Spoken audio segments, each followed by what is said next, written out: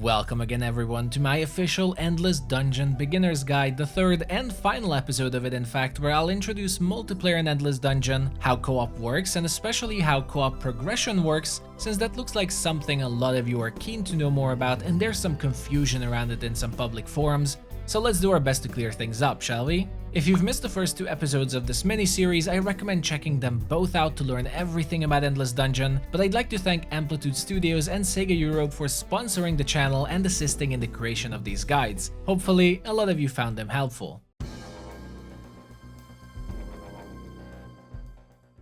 Multiplayer in Endless Dungeon is through online play. Unfortunately, at launch there is currently no couch co-op option, so keep it in mind while planning your next dive into the depths of the space station.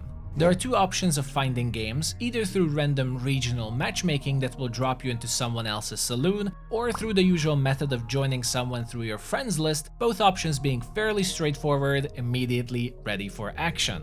Alternatively, you can also host your own lobby through the co-op menu so others can join you. Just remember that you have to choose the co-op menu, as the single-player saloon does not let others join your session. Playing in co-op will be exactly the same as playing alone, frankly. Resources are shared and you'll all be playing together as a team, or at least hopefully, with the one exception that the other characters are now players instead of the AI-controlled heroes, allowing for some more in-depth strategies or trying out higher difficulties. Communication in Endless Dungeon is limited currently to voice chat if you like to use it. There is no text chat option, and instead the main form of communication is through pre-assigned pings and commands you can issue to others if you'd like to point out something. But it's always best practice to stay mindful of your team and watch each other's backs when they need help, and you'll be dandy. As a neat side option, Amplitude Studios also has an official Discord server with a fantastic community you can join if you'd like to make friends and play with others, which should alleviate some of the missing communication options if they bother you, so it's definitely an option I would recommend considering to truly bring out the fun of Endless Dungeon.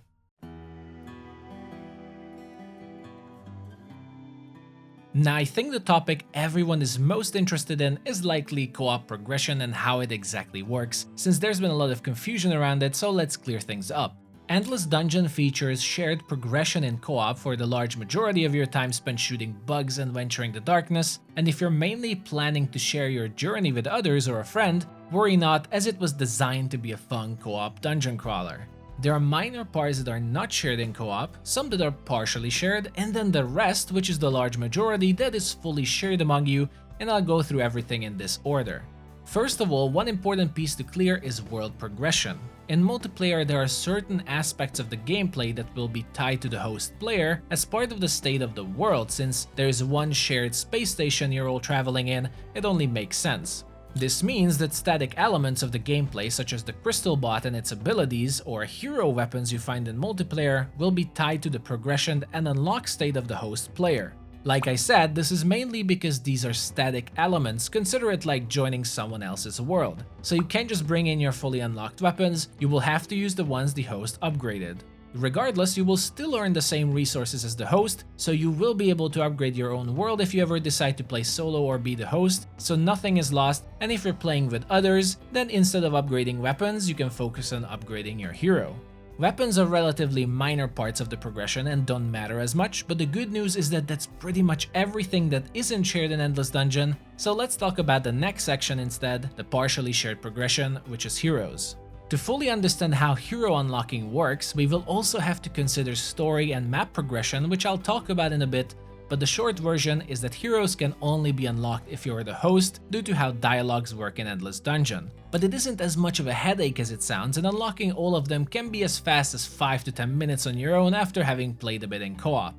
To unlock heroes, the criteria for all of this is to enter a specific map and visit them, and then talk to the hero who asks you to visit that particular district. That's pretty much it, so you can start a mission, quit, and you will immediately be able to talk to the character and unlock them, which is why I say despite hero unlocks not being shared, it's an extremely minor inconvenience you can solve in a matter of a few minutes. But to understand this a bit more, let's move on to everything that is shared in Endless Dungeon, which is pretty much 90% of the game.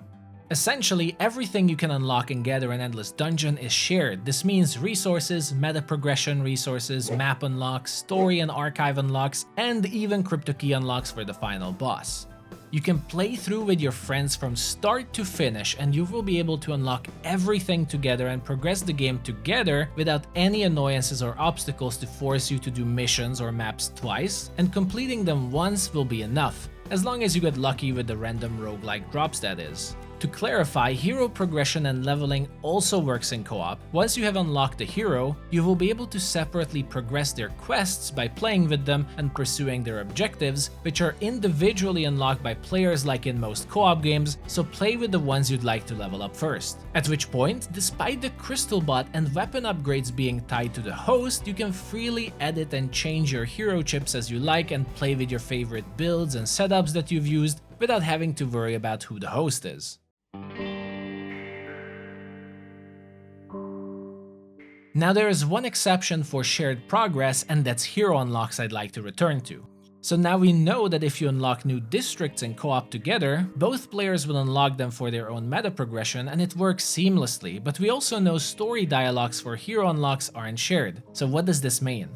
It means you can unlock every map and district together with your friend, which are the objectives required to unlock heroes. At which point, all you have to do is, in case you aren't the host, is create your own saloon, enter a district the hero wants you to visit. In this case, let's visit headquarters to unlock Fassi, for example.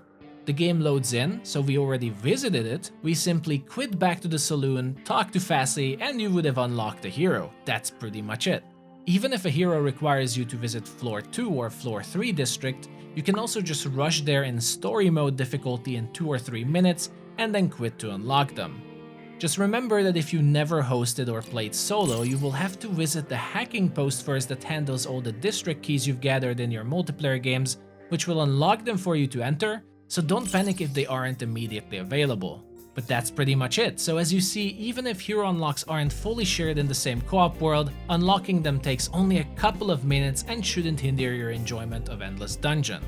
But that is it for my introduction and summary of how co-op works in Endless Dungeon. Hopefully it cleared a lot of misconceptions and confusions about co-op progression, and those of you who are looking for a fun co-op experience can stop worrying about it, as it's a very fun game to play together with friends.